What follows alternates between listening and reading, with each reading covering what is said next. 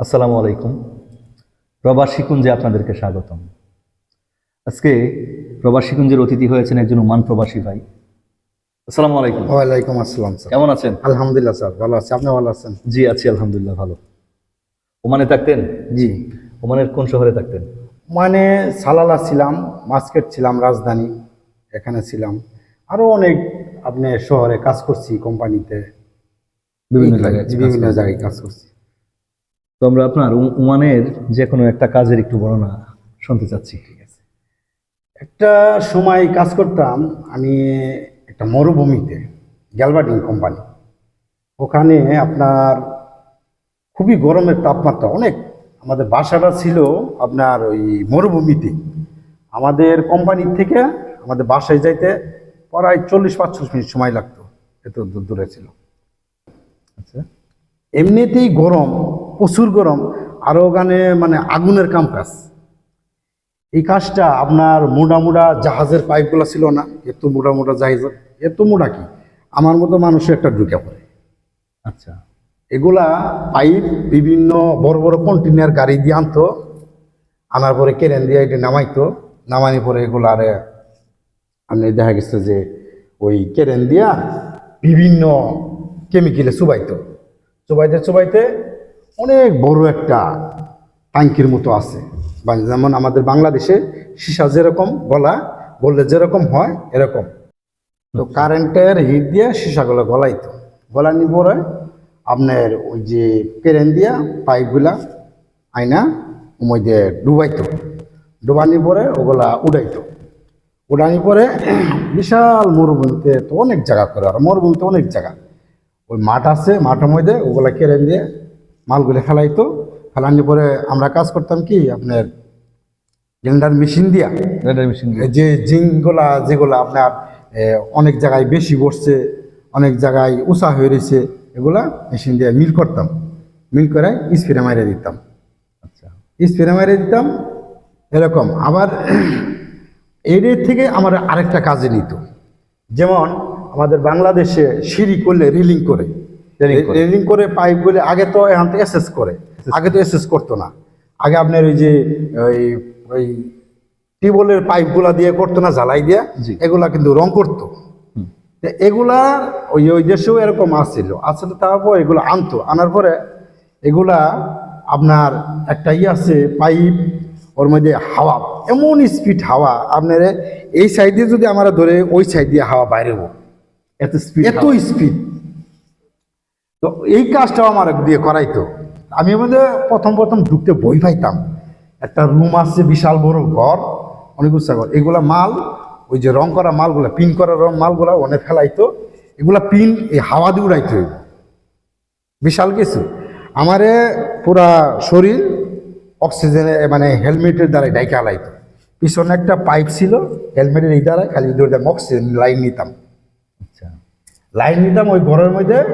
আপনার হাওয়ার লাগাইতো ছোটো ছোটো লোহার কণা আর পাথরের কণা, এগুলো একটা বড় ওই যে আমাদের বাংলাদেশে যেরকম ডান বাংলে ডান বলি না, এরকম ওই নিচ দিয়ে আবার ডান আহে, ওটা এরকম। আমার সাথে দুইটা হেল্পার ছিল, হেল্পার দিত। তো আপনার ওইখানে আমি ওর বলতাম যে এই দুইটা বালু ভরো, আমি বসে থাকতাম, ওই সময় চা খাইতাম, ওরা দুইটা বালু ভরতো। বলার পরে ওই মেশিনটা আপনার স্টার্ট দিয়েই ওরা চলে যাইতো। ওরা কিন্তু আমার বাহিরে ছিল, ওদের ধুলা বালুতে ওরা কিন্তু আমার দেখতো না। এত এটা রিক্সের, প্রচুর রিক্সের কাম এইগুলা কাম। তো আমি ভয় পাইতাম কাজটা, যে এগুলা কাম, এত কাম রিক্সের কাম আমি কীভাবে করবো, নতুন মানুষ। তো আস্তে আস্তে মনে হয় শিখা ফেলাইছিলাম। এগুলা রেটও বেশি, আপনার ঘন্টা হিসাব, ঘন্টা 1 রিয়াল 200-300 পয়সা, যার পরিমাণ বাংলাদেশে 1 রিয়ালে 320 টাকা, আর 100 পয়সা বাংলাদেশের 32 টাকা। এরকম কাজটা যেমন রিক্স তেমন টাকা। তা আমার কথা হইলো আমি ওই দেশে টাকা কামাইতে গেছি, রিক্স হইলেও আমি, ও তো আরেকজন যে করতেছে ওনার বাড়ি আবার বরিশাল, উনি একটু মুরব্বী টাইপের, উনি যদি করাবে আমি করব না কেন? আমি তো জোয়ান, আমার টার্গেট হইলো এইটাই। আমি যে কোনো কাজে স্যার, আমি যে কোনো কাজে গেলে আমি যদি দেখি যে একটা লোক করতেছে, আমার টার্গেট এটাই হবে যে উনিও মানুষ আমিও মানুষ, উনি পারলে আমি পারবো না কেন? আমরা ওই কোম্পানিতে আপনার 14 থেকে 15 জন লোক গেছিলাম, বাঁকতে বাঁকতে পলাইতে লাস্টে 4 জন লোক টিকছিলাম। আচ্ছা, এত কষ্টের কাম। তো আপনার হাওয়া বালু ভরতো, ইটা বালু ভরতো, ভরার পরে আমি বলতাম যে তোমরা সরে যাও, আর আমার পোশাকটা দিয়ে দিত, বেল্টের লাগাই দিত, মানে এমন বেল লাগাই দিত, পাইপটা যদি কোনো কাছ থেকে আমার কাছ থেকে ছুটে যা, ওরা যেন আমার যেন কোনো ক্ষতি না হয়, এরকম পোশাক আমি পরতাম সেফটির জন্য, নিজের সেফটির জন্য। হেলমেট তো বিশাল হেলমেট, হাতে হ্যান্ড গ্লোভস এই বড় বড়, শু এই বড়, মানে আমার ক্ষতি যেন না হয়। ওরা চলে যাইতো, পাইপ গলে ওরা আমার মিল করে রেলিং গলে বহাই দিত। আপনার হাওয়ার স্পিডটা দৌড়তে দেরি, এগুলা মানে সরতে উঠতে দেরি না, এত স্পিড। এইভাবেই মারতাম। মারার পরে যখন আপনি কি পাইপটা ধরে হাইটে হাইটে হ্যাঁ ওগুলো মাল তো মনে করেন বিশাল ঘর, এই মাল তো পুরা রুমে মাল মানে মিল করে বহাইয়ে দিছে। মাল বলতে আপনার পাইপ? হ্যাঁ, পাইপগুলা বহাইয়ে দিছে, এটার উপরে রং করা? হ্যাঁ, এটা পিন করা পুরাটাই। এটারে এক সাইড দিয়ে বহাই দিছে, এক সাইড দিয়ে মাইরা পরে মালগুলো পল্টি দিতে হবে, মানে উল্টাই দিতে হবে, উল্টাই দেওয়ার পরে এটা করতে হবে। মানে এই পিনটা আপনার কেমিক্যাল দ্বারাই উঠে না, এগুলাও জিং হবে, মানে আপনি গ্যালভার্ডিং করতে হবে। এগুলো গ্যালভার্ডিং করতে হলে দেখা গেছে যে আপনার এটা এই পিনটা ওই কেমিক্যালের দ্বারাই যে উঠবো না, এগুলো হাওয়া মাইরে এগুলো উঠাইতে হইব। ঠিক আছে, পরে মাল যখন এক সাইড মারা শেষ, তখন আমি পাইপ দিয়ে ওদেরকে বাড়ি দিতাম, ওনাদের এরকম একটা বিশাল শব্দ হইতো এদের একটা, তখন ওরা বুঝতো যে আমি ডাকতাছি ওদেরকে। ওরা যে মেশিন অফ করে দিত, অফ করার পরে পরে মনে করেন কিছুক্ষণ 5 মিনিট পরে আসতো, মানে তো অনেক ধুলা বালু দেখা যায় না এরকম। পরে ধুলা বালু যখন বাইরে যাইতে গা, তখন আইসে আমার সিফটি সেগুলো খুলে দিত। খুলে দেওয়ার পরে দেখা গেছে আমি বলতাম যে তোমরা মালগুলা সব উল্টাই দাও, আমি আবার ঘুরে আসি। পরে 10-20 মিনিট বিরতি দিয়ে ওরা মালটা উল্টাই দিত, আবার মাল উল্টাই দিয়ে পরে আবার ওখানে বালু ভরতো, ইটে লোহার কণাগুলো ভরতো, ভরার পরে আবার রেডি করতো, পরে আবার আইসা এগুলো ক্লিয়ার করে দিতাম। ক্লিয়ার করে দিলে ফুল ক্লিপ যে লাগাচ্ছে ওই মালগুলো উঠা, এগুলো হাতে কিছু করতো না, ফোর ক্লিপ দিয়েই করতো। ফোর ক্লিপ দিয়ে আইসা মালগুলো নিয়ে আবার নিয়ে যাইতো গা, নিয়ে যাই ওই যে জিম করবো এনে নিয়ে যাইতো গা। কেরেং আছে উপরে বিশাল বড় কেরেংটা নিচে নামাই দিব। নিচে নামাই দেওয়ার পরে ওই পাইপগুলা আপনার যেই তার আছে না, যেই তার দিয়ে কেরেনের সাইড দিয়ে সামনে বাইন্দা দিব।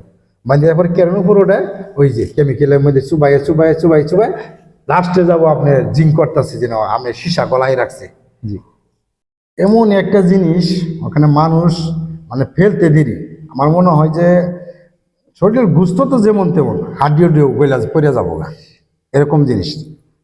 তো আপনার ওখান থেকে সুবাই ওই যে মাঠে ফেলাইতো, মাঠে ফেলানোর পরে ওই যে ওই সময় যে আবার এক সময় দেখা গেছে যে এগুলা কাজও আমি করতাম। এগুলো যখন কাজ না থাকতো, যে এনে যায় আমার এই কাজ করাইতো, যে মেশিন দিয়ে এগুলা মিল করো।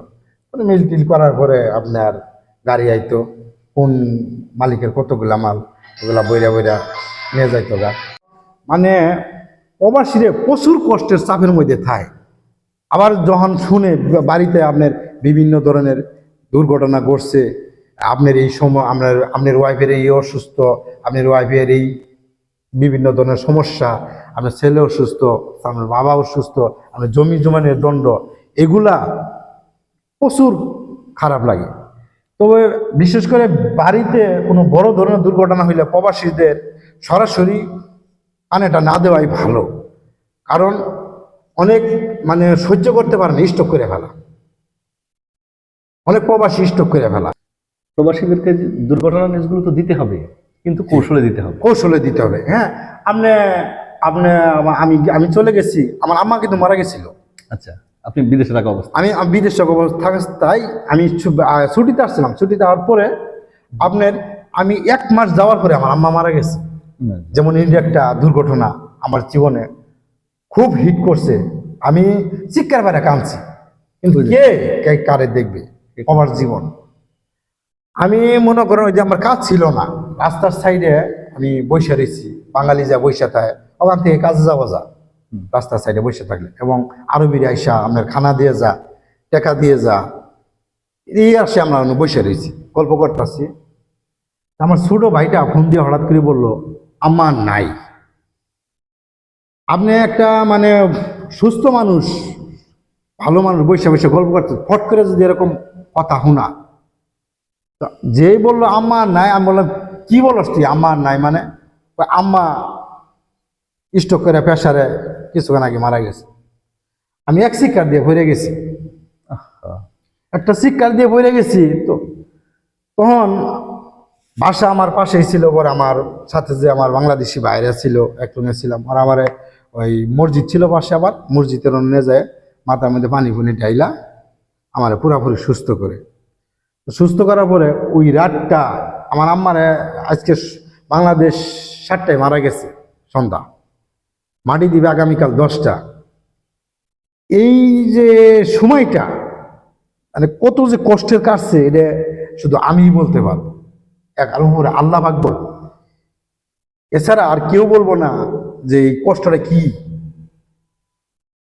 এটাই প্রবাস জীবনের সবচেয়ে, আমি যে মরুভূমিতে কাজ করছি, আমি কষ্ট হয়েছে, প্রচুর কষ্ট হয়েছে। আমি জীবনে আমার বাংলাদেশে আমি এরকম কষ্ট কাজ করি নাই, তবে কষ্ট হয়েছে। তবে আমার একটা জিনিস মনে লাগছে বা ভালো লাগছে, যে কষ্ট হইলেও তো মাসে আমি 70,000 75,000 টাকা কামাইতাছি। রাইট, টাকাটা আসলে কষ্ট, টাকাটা আসলে যখন আমি কিন্তু ঘন্টা হিসেবে কাজ করছি, কারণ আমরা কোম্পানির লোক না, আমরা বাহিরের লোক, আমাদের ঘন্টা হিসেবে কাজে নিয়ে গেছে। তো আমি যখন ঘন্টা হিসেবে কাজ করছি, যখন দেখছি আমার ঘন্টা 400 350 380 টাকা আমার ঘন্টা পড়ছে, তখন আমার ভাল লাগছে যে আমি 1 ঘন্টা কষ্ট করলেও আমার 1 ঘন্টায় আমি এত টাকা কামাইলাম। তখন আমার এত কষ্ট হয় নাই কা। কিন্তু একটা মানুষ মারা গেলে সরাসরি এভাবে খবর না দিয়ে বলতে পারে যে খুব সিরিয়াস অবস্থা, কোন সময় কি জানা যায় না, তবে দোয়া করো তুমি ওনার জন্য, নামাজ পড়ো, দোয়া করো, কিন্তু অবস্থা খুব সিরিয়াস এবং যাইতেও পারে, আল্লাহ পাক যদি ইচ্ছা করে রাখতেও পারে। এরকম দিলে এরকম হিটটা লাগে না। আসলে প্রবাস জীবনটা তো অনেক কষ্টের। তো আমার বাংলাদেশের যারা রেমিটেন্স যোদ্ধা, আপনারা যারা প্রবাসে থাকেন, আপনাদের এই কষ্টগুলো আমরা দেশের মানুষরা হয়তো বা অনুভব করতে পারি করে না, এবং প্রবাস জীবনে যে এটা হেই বুঝে প্রবাস জীবনে কত কষ্ট। কেবল যারা প্রবাসে থাকে ওরাই অনুভব করতে পারে প্রবাসীদের কষ্টটা। তো আজকের মতো আমি সময় স্বল্পতার জন্য এখানেই শেষ করতে হচ্ছে। আপনার প্রবাস জীবন আরো সুন্দর হোক। আপনাকেও ধন্যবাদ স্যার। তবে এইসব মাঝে মাঝে প্রবাস জীবনের যে নিয়ে প্রবাসীদের নিয়ে অনুষ্ঠান করবেন, জি যে প্রবাসীরাও মনের কথা প্রকাশ করতে পারবে। জি, আবার যে দেশে যে প্রবাসীর গার্জিয়ানরাও থাকে, এরাও দেখা বুঝবে যে না, প্রবাস জীবনের ছেলেরা কত কষ্ট করে। জি, ওদের কিছু বললে খুব সতর্কভাবে বলতে হবে। এই জন্য আপনারা ধন্যবাদ স্যার।